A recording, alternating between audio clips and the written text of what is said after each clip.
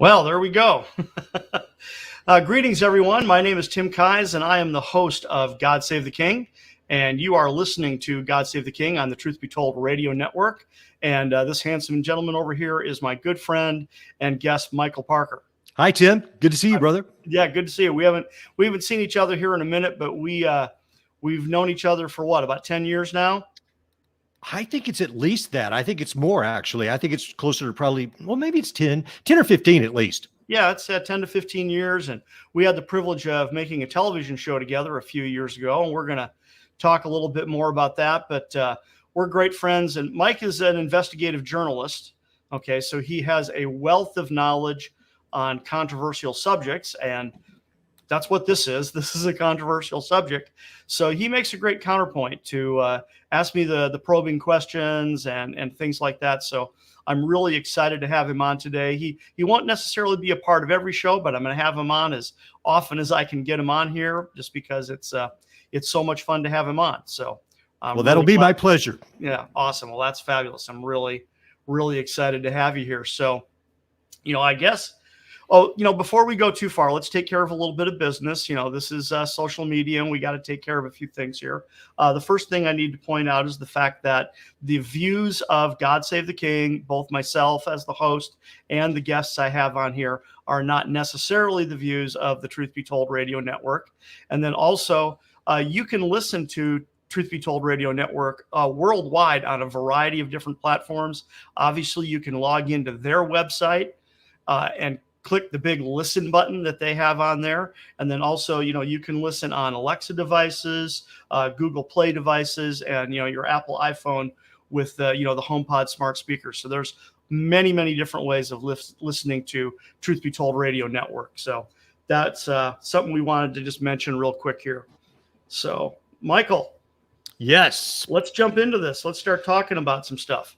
All right. Well, first of all, I just want to say congratulations on the new show. It is a long time coming. You have important information. You have a great message, and I'm just glad to see you have this new platform to do your show and get all this information out. And I'm glad to be of service. Yeah. Well, I guess we should mention that this is the premiere. If you're watching now or listening now, this is the first episode of God Save the King on. Let's see if I can rattle off the letters here. TBTRN, Truth Be Told Radio Network.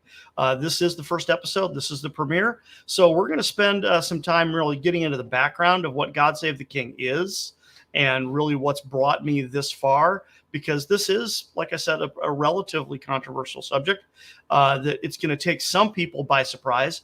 Other people, not so much. Other people are going to go, oh, okay, well, that doesn't really surprise me much at all. Tell me more. And then other people are going to be like, oh my God, you got to be joking. I've never even remotely heard that before. So, here we go. Let's have some fun. Well, Tim, first of all, I think that, you're right. I was unaware of this information until I met you. And I was one of those people that when you told me, it didn't surprise me, but it still surprised me somewhat. So I think before we get into the information itself, I think you should tell the audience who you are and what you've done to bring this information about, so they know even more about you. Yeah. See, folks, that's why you have a host. That's why you have a guest. Is they keep you on point and ask these great questions, because he's absolutely right. So, my name is Tim Keyes. I have been, I guess you would call it an amateur theologian, even though I do have some graduate degrees, an amateur theologian and an amateur historian for about the past 30 to 35 years. And I've researched a wide variety of subjects, but this one, God Save the King, and we're going to give you the punchline here in just a second, has been my passion for about 30 years. So what God Save the King, and so let me tell you what God Save the King is, and then I'll go back to the background a little bit. What God Save the King is God Save the King is telling the nativity story. In its simplicity, that's what God Save the King is telling the nativity story, but there's a huge catch. And the huge catch is the fact that Jesus was not born on December 25th. And when we correct that one misconception, what happens is then it reveals another misconception. And that reveals another misconception.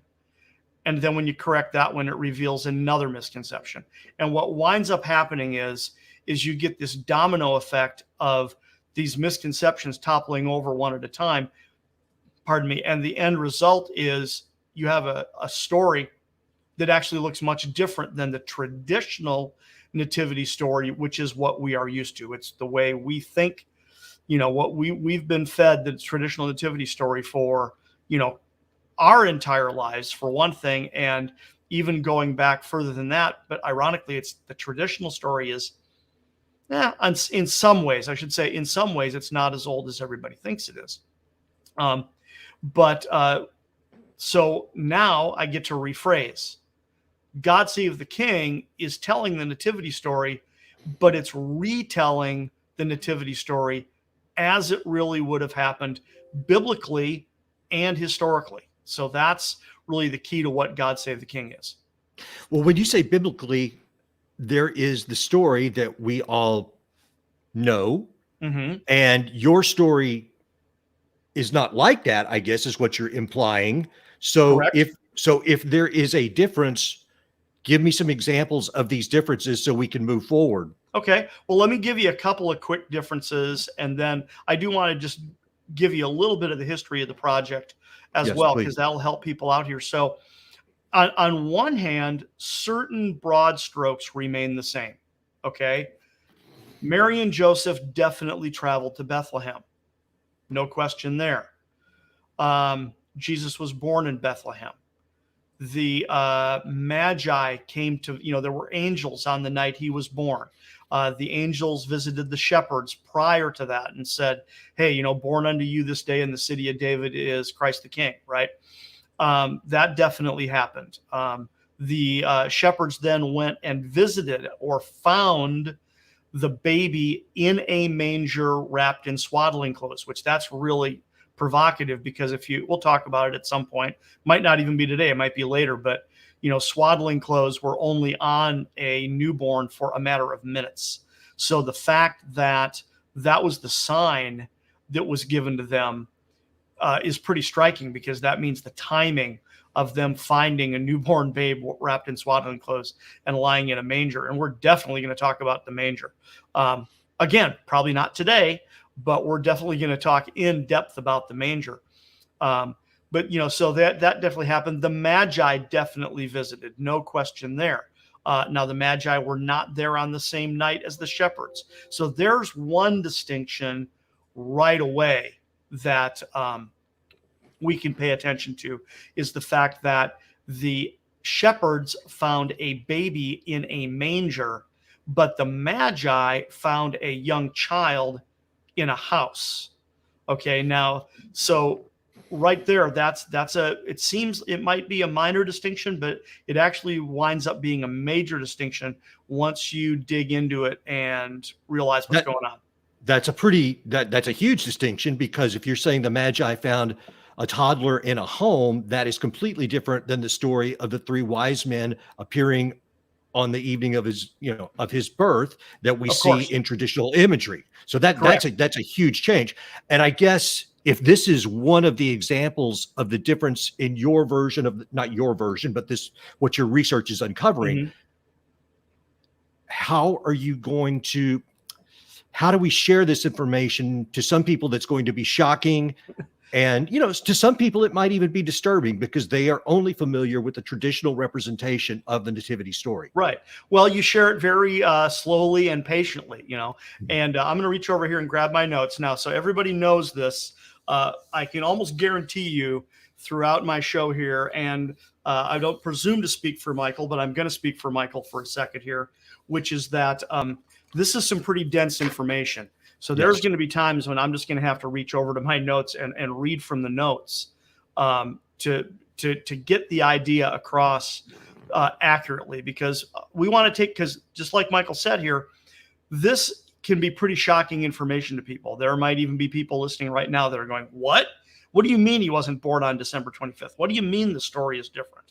We've been following the traditional story our entire life, and you're telling me it's wrong, and to be blunt, yes, but remember, this is not that much different than any documentary about any historical figure, right? So if you go on the History Channel or A&E or whatever it is, and you punch up a documentary, and we're watching a documentary about, Wyatt Earp or William Wallace, or for that matter, Ragnar Lothbrok, or any of these guys, it's pretty much a guarantee that the host or one of the experts, right, very early in the story is going to say, hey, the tradition goes like this, but the reality is probably more like this. And so that's really no different, with God Save the King and the story of the Nativity. The tradition took hold and just kind of ran away with itself, for frankly hundreds of years. And it just isn't, unfortunately, it just didn't really look like that. But we've just been so programmed to believe that story that, we tend to not think twice.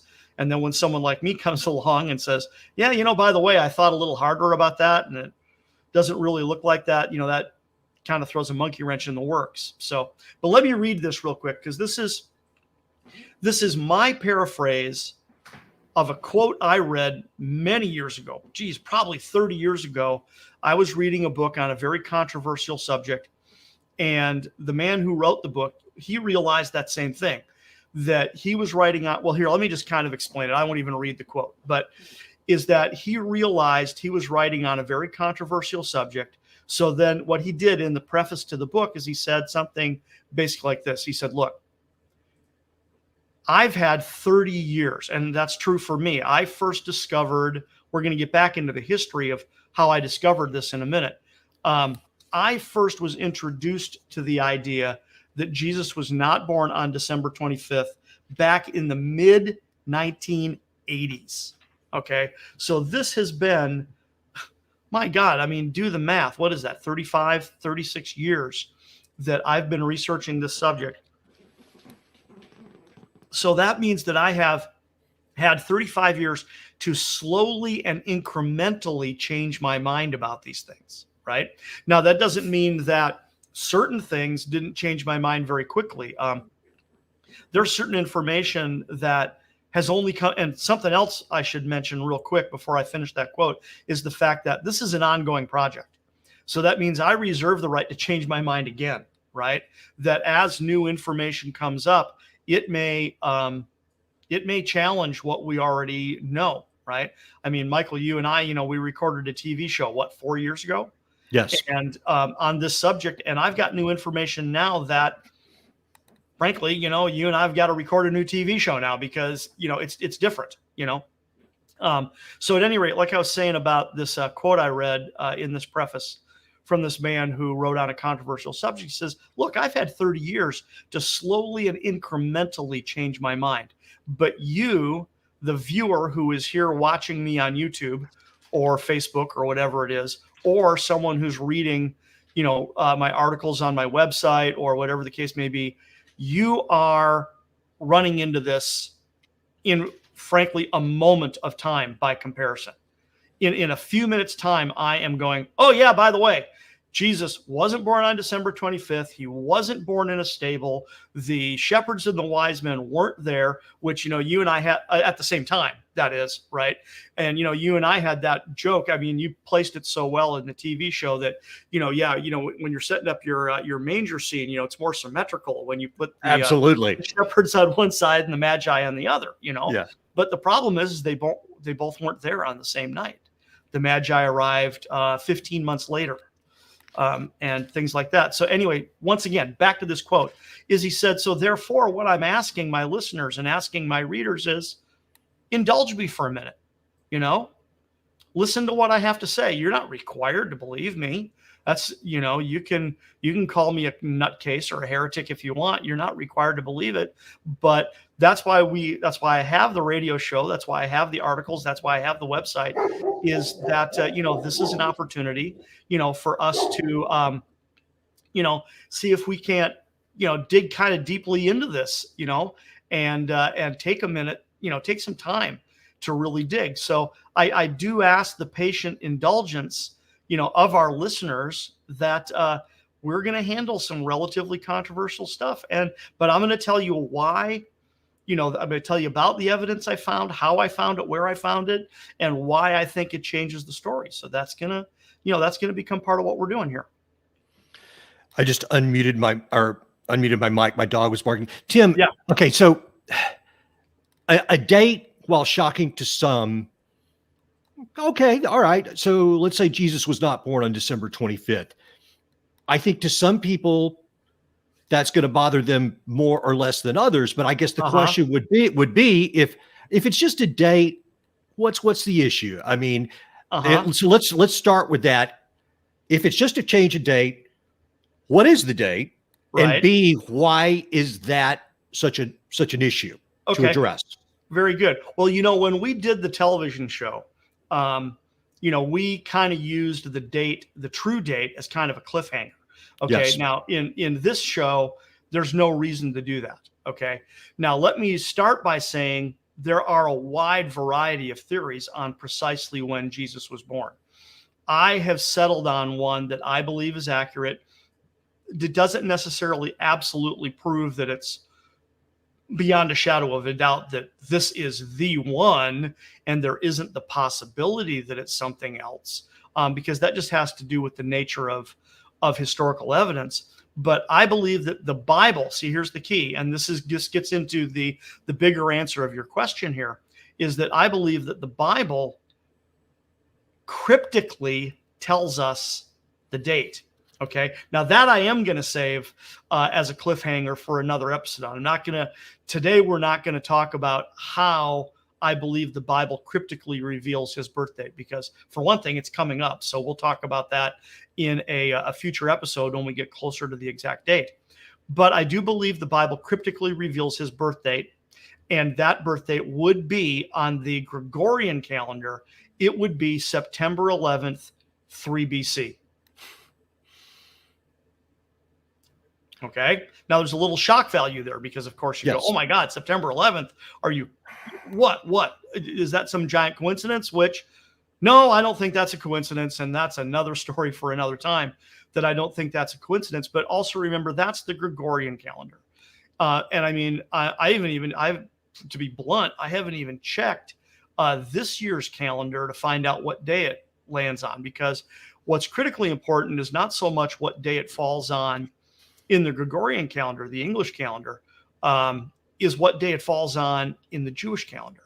Mm-hmm. Because that, frankly, is a critical component in this whole thing, is that we would have gotten to this point later in this broadcast, but I'll mention it briefly now, that we need to return the nativity to its Jewish context. That is hyper critical. Okay. One of the challenges we have is that because we are so familiar with the traditional nativity story, that we tend to do this kind of weird type of reverse engineering, which is we look backwards through the viewfinder of the traditional story and then superimpose those ideas on the actual story itself when they're not there.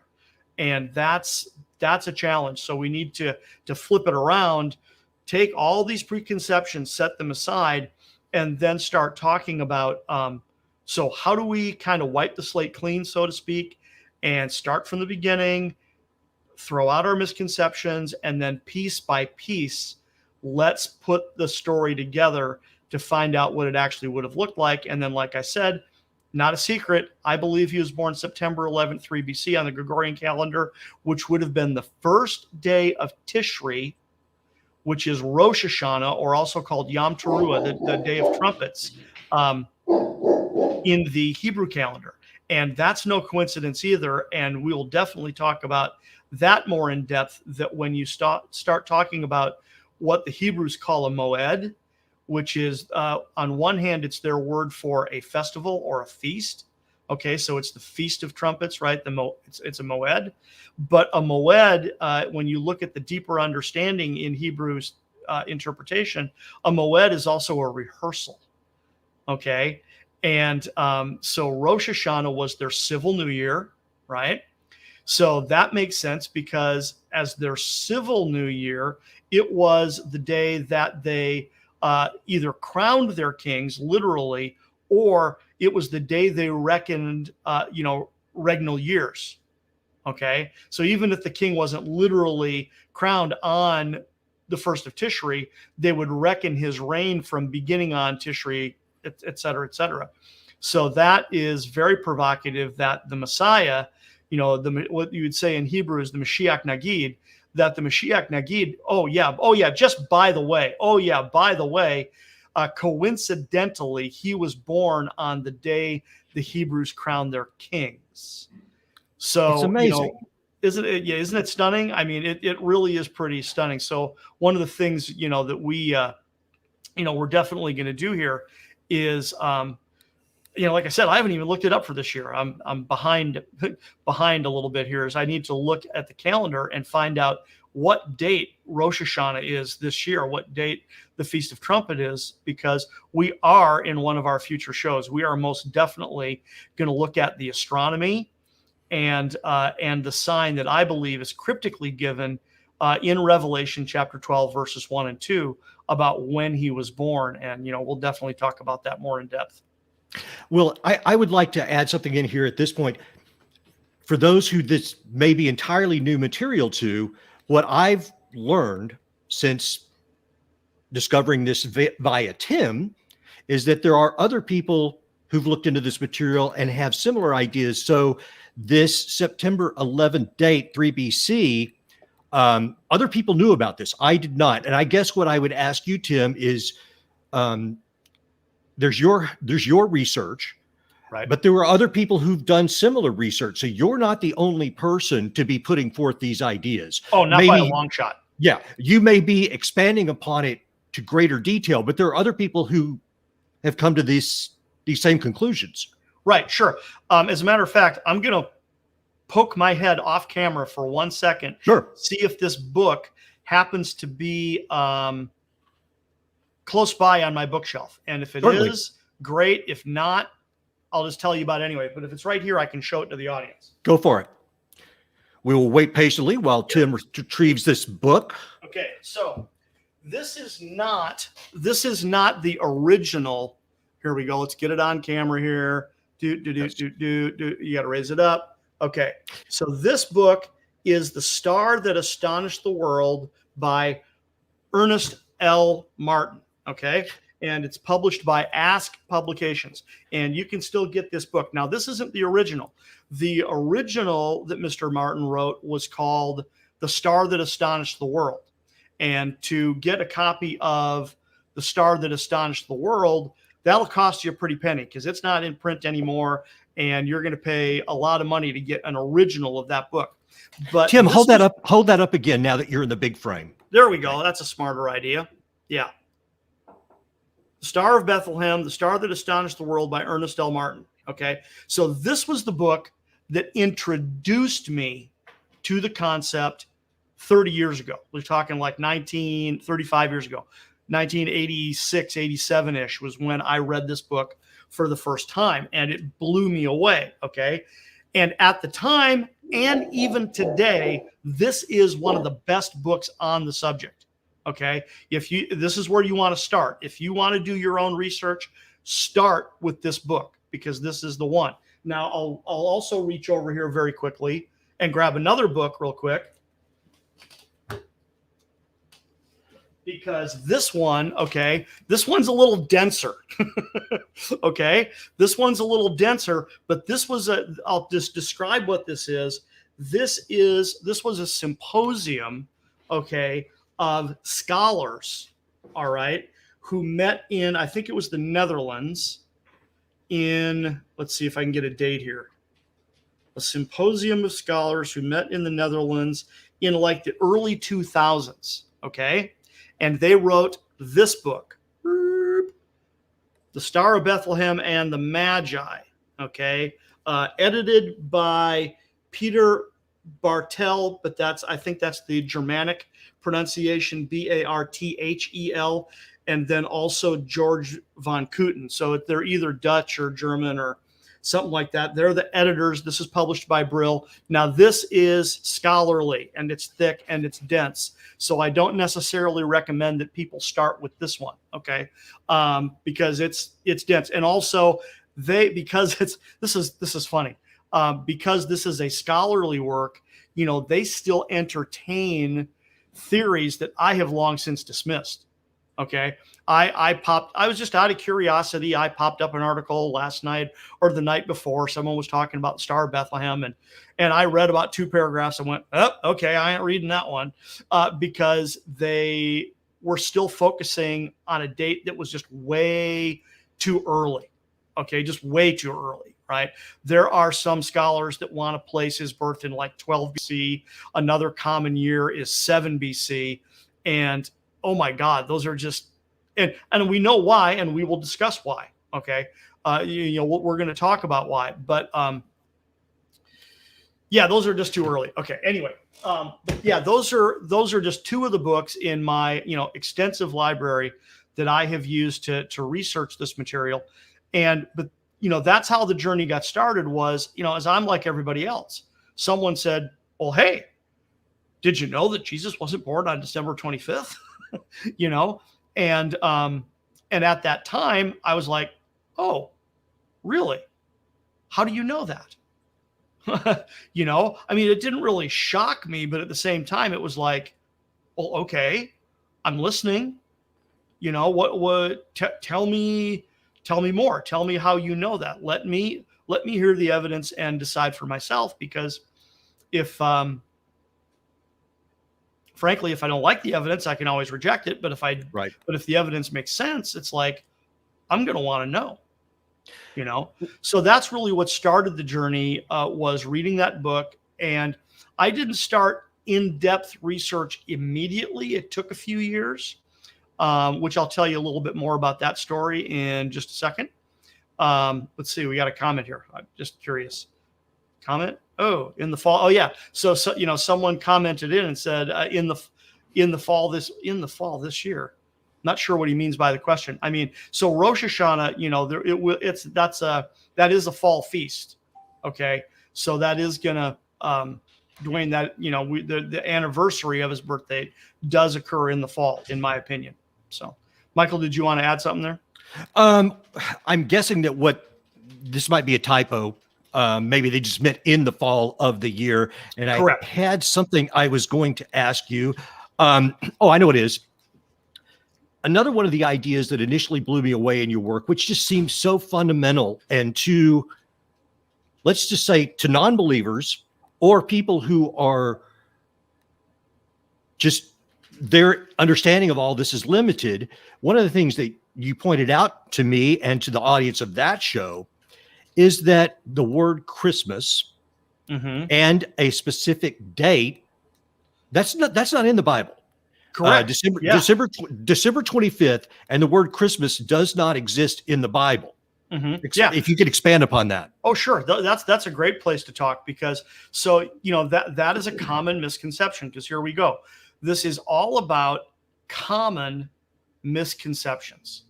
Okay. So something that goes hand in hand with the misconception of that he was born on December 25th is that the Bible tells us that. And the simple fact of the matter is not even close. There is, number one, no explicit date is given. Now, I'm choosing my words very carefully here. Okay. No explicit date is given in the Bible when Jesus is born. It does not say December 27th, September 3rd, June 22nd. It doesn't say that. Okay. So that's not in there, period. So regardless of when he was born, we've got to put together the historical jigsaw puzzle, the biblical jigsaw puzzle, and figure it out. Right. Now, likewise, there's no implicit date. So that's another point, is that, well, isn't it implied that he was born on a certain date? And it's like, well, no, that's not in there either. There's no verses you can point to that imply a certain date. Okay. And then third, that brings us to, well, doesn't it imply that he was born in a certain season? And while the Bible flirts with that one, even that one is pretty, nebulous. It doesn't even really imply that he was born in a certain season, other than that he was born in warm weather. Okay, because that's the whole shepherds were watching their flocks by night in open field. Okay, so we can take a second and talk about that one. This one's actually no great mystery. Even skeptics, even people who try to maintain a December 25th birth date, will admit the facts that I'm about to state. Okay, which is that shepherds in the Levant would take their sheep and goats out into open field starting in the spring. Okay, mid-March to the beginning of April is when they would move their flocks into open field, and then they would live with their flocks in open field day and night, 24 hours a day, until the fall, when then they would bring them in out of open field and start keeping them in sheepfolds through the winter, because in the winter it got cold, and it did get cold enough to snow. You can have snow in Jerusalem or Bethlehem. It is possible. It is unusual, okay, but it is possible. But what you did have is you have rain, okay, and plenty of rain, okay. And sheep are about the dumbest animal on the face of the planet, and they tend to huddle together when it's raining, and they'll just do all kinds of stupid things, when they're huddled together like that. But what they would do is during the winter months, they would bring them into what was known as a sheepfold. And a sheepfold is either a natural or manufactured, or both, pen, frankly.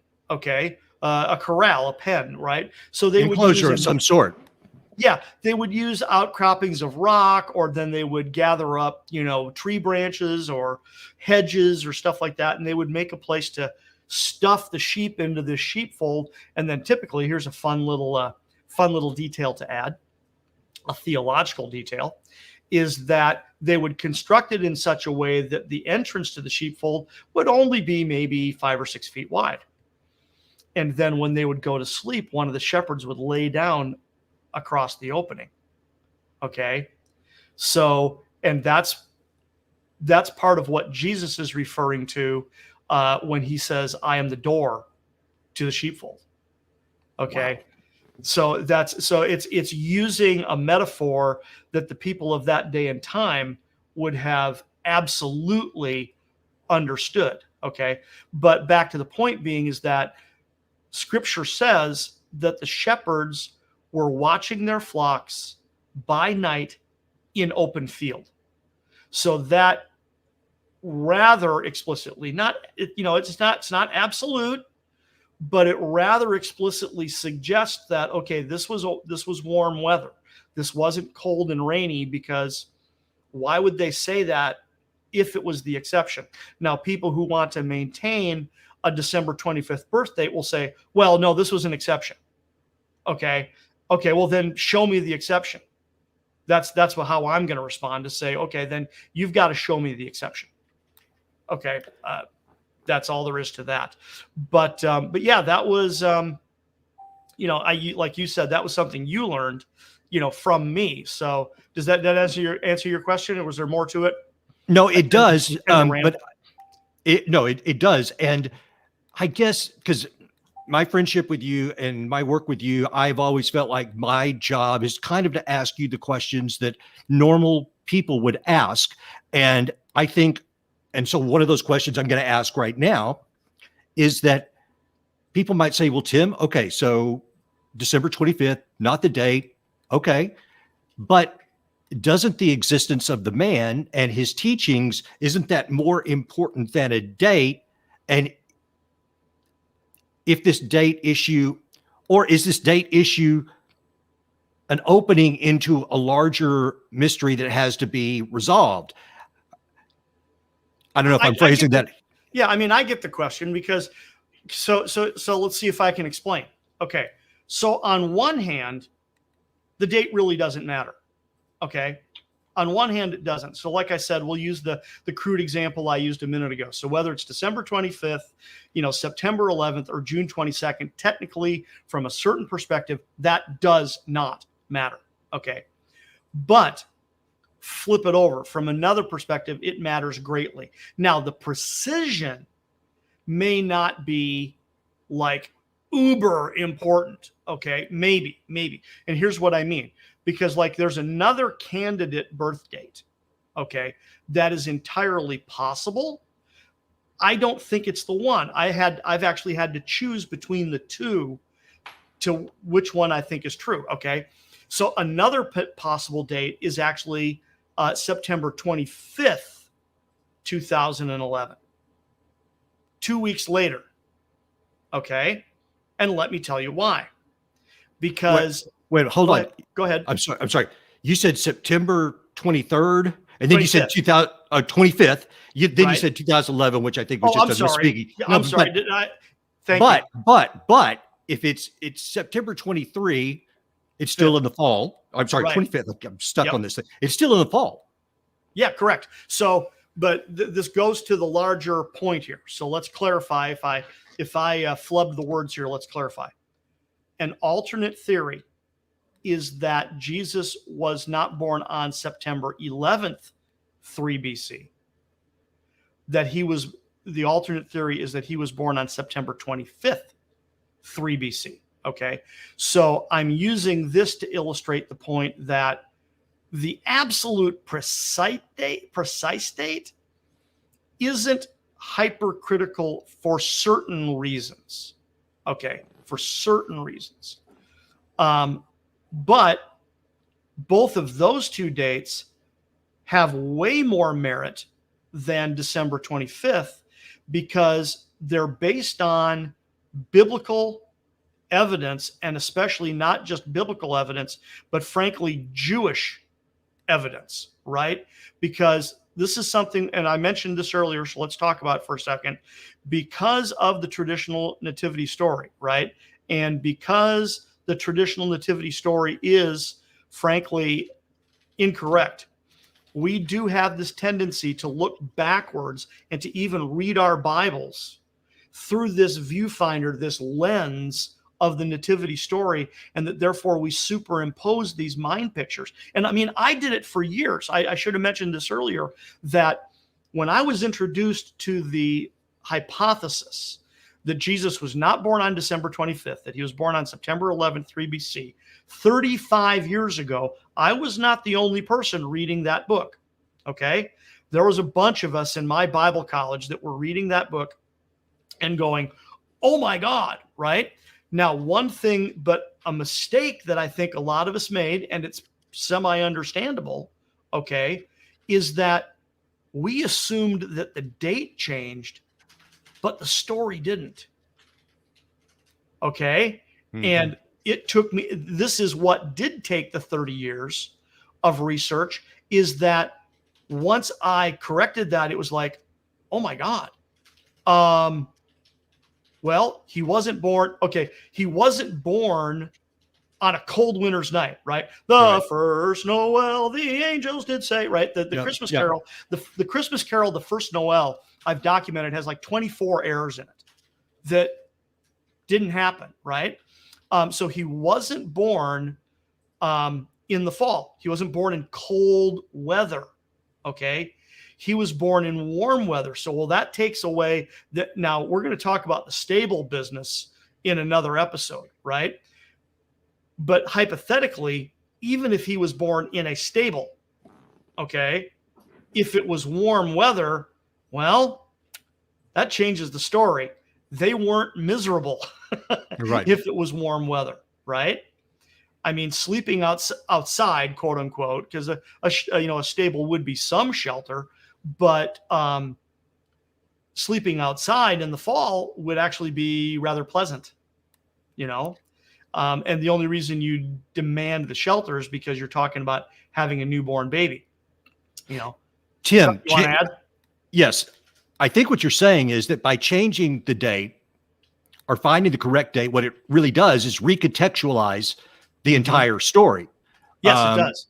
I mean, it changes a lot of things, and perhaps some might view that as, well, still, okay, well, this is a scholarly type endeavor to determine that information, but it just changes so many things, because if it's, you've already mentioned that the Magi were not there on the evening. Oh, that's a big one that we've all thought happened. Now you're telling me that he was born in the fall in warm weather. I mean, this is just a couple of things that begin to create an entirely new picture of how it went down. And why is that important? Well, that's important, frankly, because as you just mentioned, it not only does it change an entirely different picture, okay, which it does, it gives us an entirely different context. And that is huge, because let me talk about the September 25th theory for a second. Okay. Now I've looked into that one extensively and, and juggled them back and forth. And the reason the September 25th theory works is a lot of the same reasons the September 11th theory works. Okay. A lot of those reasons are the same. They're identical. They don't really change much. But the distinction between the two is that the September 11th theory bases itself off of the astronomical sign that is given in Revelation chapter 12, verses 1 and 2. Okay. A woman clothed with the sun and the moon underneath her feet, and on her head a crown of 12 stars. So the September 11 theory, is based on the notion that that is a specific sign that only occurs in the heavens, frankly, only for a matter of minutes, okay? Because see, that sign, and like I said, we'll talk about this more in depth in a future episode.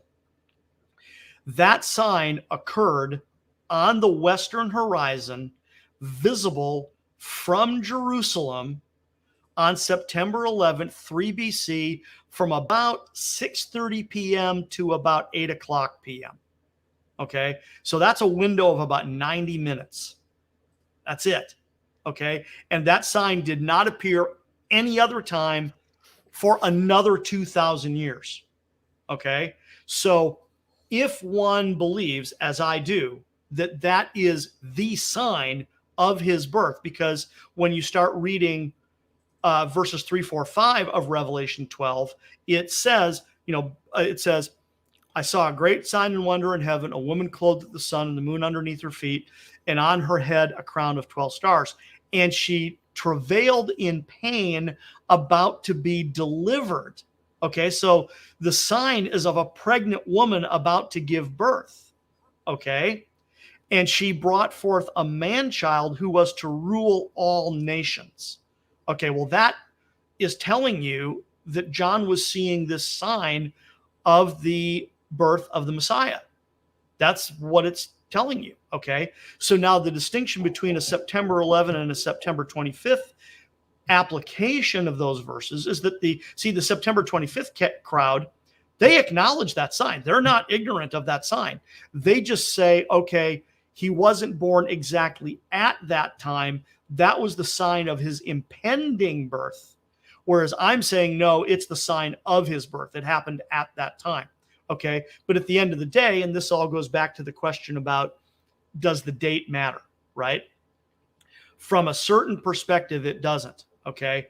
But from a certain perspective, it absolutely does, because both of, and here we go. So the September 25th theory is based off of the Gospel of John, chapter 1, verse 14. Okay. That it, which of course I'm blanking, but it says that Jesus made his dwelling among us. And in the Hebrew Bible, it is the word tabernacle. Okay, Jesus made his tabernacle among us. And in that year, September 25th would have been the first day of the Feast of Tabernacles. Let me ask you. Go ahead. A different Hebrew feast. Yeah, go ahead. Well, so by changing the date, if you change the date and it recontextualizes the event, then that means that what we've been learning for millennia is what you call Christian mythology. And that's going to rub some people the wrong way. Oh boy, yeah, I know. I mean, that is, go ahead. But on the other hand, to the non-believer, they're going to say, well, wait a minute, now you're telling me there's a myth within a myth. Right. Yes. Because I get that, and that is, skeptics and non-believers, they believe that Christianity is a myth already. Okay. Right, right. Okay, fine. Well, maybe I can help persuade you a little that it's not quite what you think it is. Because, see, behind all this, because this gets more to the meat of the answer of your question, is that Judeo-Christianity is a historically based faith. Okay, it's based in history. Okay, if Jesus was not see, there's certain versions of Christianity, Gnostic Christianity, that try to say that either Jesus wasn't a real person at all, Right. or that he was just kind of this bizarre spirit that walked among us, or all kinds of wacko theories. Whereas traditional Judeo-Christianity, and not the Judeo so much, because to be blunt, the Jews deny that Jesus was their Messiah, but Christians believe he is. If he's not a real historical person, then yeah, we get into really wobbly ground really fast. Okay. If he wasn't an actual historical person. So that is why the date does matter. Okay. That is why the date matters, is because Christians believe that Jesus really did walk the earth, that he really did die and rise again from the dead, and that is the basis of our faith, that he's a real person, that he was. And see, and now because me studying the nativity, one of the themes of in the nativity story was how the angel visited Mary and said, you're going to bring forth a child and you're going to call him Emmanuel, which means God with us. Okay. So these are the bookends of the greatest story ever told, right? The nativity and then the death and resurrection. Okay. So it's the same kind of thinking for both of them, that, if he wasn't a real historical figure, then I'm not about to say that disproves Christianity. I'm not going to say that, but it does mean we've got to really rethink things if he was not a straight up legitimate historical person. That's extremely important. Well, for the people who do believe, you also have an interesting take on Christian mythology, and you have kind of not an analogy, but you point to a particular quote in some Tolkien work. But just talk about Christian mythology from the point of view of a Christian, the way you Sure, see right. it. And yes, you pointed out a second ago, and I completely agree. That is a very explosive statement. There's a lot of people who are not going to like the fact that I chose that phraseology, but I did, and I did for a reason, because that's exactly what the traditional nativity story is. The traditional nativity story and can be demonstrated, and I will demonstrate as we go forward in this series, right? I will demonstrate that the traditional nativity story is almost exclusively from non-biblical sources. And I'll show you what they are, and I'll show it to you in print and say, this is the book they're from. This is when it was written. It's not biblical. It is full of biblical, historical, geographical, and astronomical errors, and it can't be trusted for even the most mundane fact, even the most benign fact in the source material for the traditional nativity story cannot be trusted. Just absolutely can't. So, but you mentioned that the comparison to Tolkien, and I borrowed this because there's that scene. Now I'm referring to the movie. Okay. Yeah. Yeah. I read Tolkien when I was when I was a young man, right? Yeah. And loved it. And then when, when Peter Jackson's treatment of it came out, I thought he did a magnificent job of turning that, into a movie. And so, like I said, I'm basing this on the movie. I don't remember exactly which book the quote came from or exactly who said it, because he did, switch some dialogue around, that certain people said certain things that didn't say certain things, or, You know, but what you're about to say still holds merit regardless. exactly. That's the whole point. Is this still Yeah. holds merit? Yeah, because there's lines where Boromir said what Legolas said and stuff like that. But at any rate, this is from the introduction to the very first movie, and in the movie, Lady Galadriel is narrating over this history, right? And she makes a great statement. She says, "History became legend, legend became myth, and some things that should not have been forgotten were lost." And that is exactly the point. That is exactly the point, is that because we allowed, frankly, this we allowed a cute, and we're going to talk about the origins of the nativity story, right? We're going to talk about the origins of nativity scenes, of when they began, right? Especially the living nativity scenes where you use like real people and real animals and stuff like that. And they became enormously popular. And on one hand, I suppose as a teaching tool for for children or something like that, that's no big deal. But the problem is that the story became entrenched, right? Which means the errors became entrenched, right? And it became the adult historical version of the telephone game, where someone starts with a statement, and then every time you retell it, it gets a little bit different, a little bit different, a little bit different, a little bit different, and then by the time only 1,000 years passes, now it's entrenched in our collective social psyche, and we can't get it out that this is how it really happened. So yeah, you're correct. On one hand, people are not going to like the fact that I use that phrase Christian mythology, but that's what it is, because the traditional nativity story has way more errors than truth. That's the thing. There comes a place where the scales tip, and it's just not accurate anymore. It becomes untenable, right? That they're sit there. Okay, we've got a whoops. We had a brief hang up on our, let's see, ladies and gentlemen, I don't know if you can still hear me or not. This is Michael. We've lost Tim. We had a bit of an issue.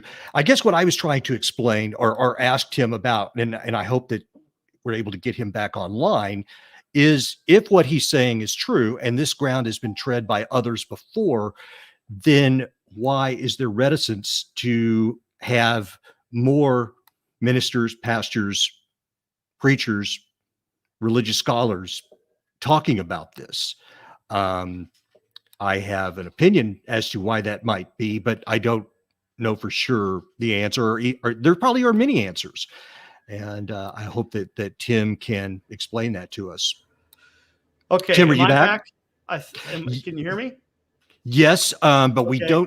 we do not see you. We see We've got a different avatar. That's a picture of Kevin Gallagher, the host of TBTRN. But at least you got my audio back. that's right. Yeah, unfortunately my computer / internet decided to just really glitch out right there, and it's my camera that went. Obviously, my is that no? That's not what happened. Well, Tim, can I reiterate a question to you that Yeah, please. while you were gone, I was explaining to the audience that one of the questions that I have that I wanted to place to you is if what you are saying is true, and you are treading ground that others have tread before you, then why? And I assume that, I guess I know some of the answers, but Right, sure. why is this not being pursued and taught and researched by many other pastors, ministers, religious scholars of various walks? I mean, go ahead. I'm sorry. Well, anyway, why is that? And I, like I say, as I ask this, I'm asking it with pretty good answers in mind, but I want to hear your answer. Okay. Well, on one hand, it is simply because the traditional story is ingrained in our popular psyche. It's just entrenched, right? And when you get something that entrenched, it can be very difficult to dislodge it, right? And a lot of people don't want to. I mean, I run into lots of people that they love Christmas. I do. And hey, look, I love Christmas too, but they love Christmas. And the minute I say one word Yeah. that upsets that tradition, it's like I get 110% emotional reaction. It's not a rational reaction anymore. It's complete emotion. But there are scholars, it's pretty striking. When I discovered the thing I discovered about that I don't believe he was born in a stable. Okay. Right. I believe that is a translational error in the Bible. Yeah. And and we'll talk about that more at some other time. Because that changes the look, right? All of a sudden, the manger scene isn't accurate, like, at all, because he wasn't born in a stable, right? So, but I'm not the only, I wasn't the one who discovered that, right? Oh, and well, this was discovered by other scholars, and as a matter of fact, I shared an article with you and some others just a couple of weeks ago. I don't have it in front of me, so I forget the guy's name precisely. But you remember I posted that article about that priest during the Spanish Inquisition who discovered exactly what I'm talking about. He was a professor of theology at a university, but it was in Spain. I believe it was at the University of Salamanca.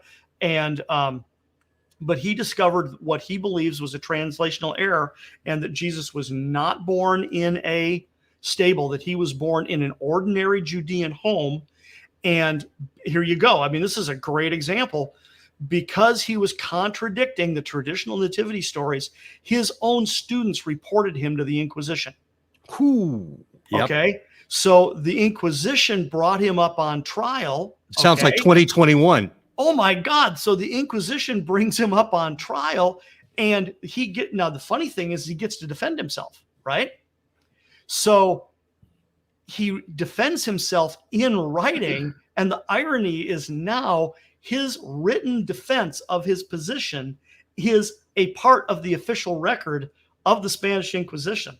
So this is, 500 years ago that we have a written record that he wasn't born in a stable. He was born in an ordinary Judean home, which is just really stunning.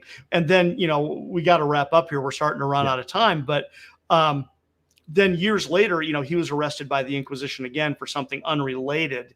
And they didn't execute him, but he died while under house arrest, as part of the Inquisition. So it does demonstrate how cranky people can get when you upset their traditions. Yes. So, and that's not my intention. My intention is to simply tell the story as we find it in the Bible, which, in my opinion, is actually a much more striking story than the traditional story. I mean, the traditional story has its own kind of attraction, but as we get deeper and deeper into this and talk about what the real story would have looked like, I think people are frankly going to get their minds blown that this is really what it looked like. Well, and I would even put in there, to some people, if they listen closely to what you're going to convey over your many episodes to come, I think that they may find that this makes the story more plausible than before. Yes, it's going to become more plausible and more rational and more reasonable, and still a massive epic story on top of that.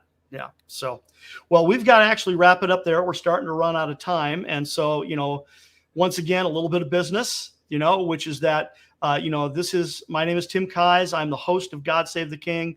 This is my very, very good friend, Michael Parker, who is my guest today and who I'm hoping is going to be on the show frequently, maybe not 100% of the time, but an awful lot.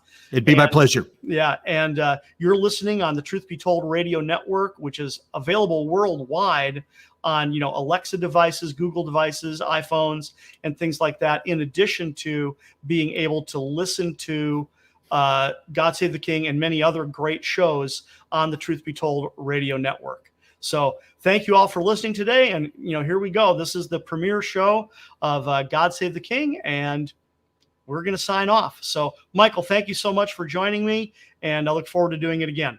Thank you for inviting me. I really enjoyed it. Awesome. Thanks, Mike.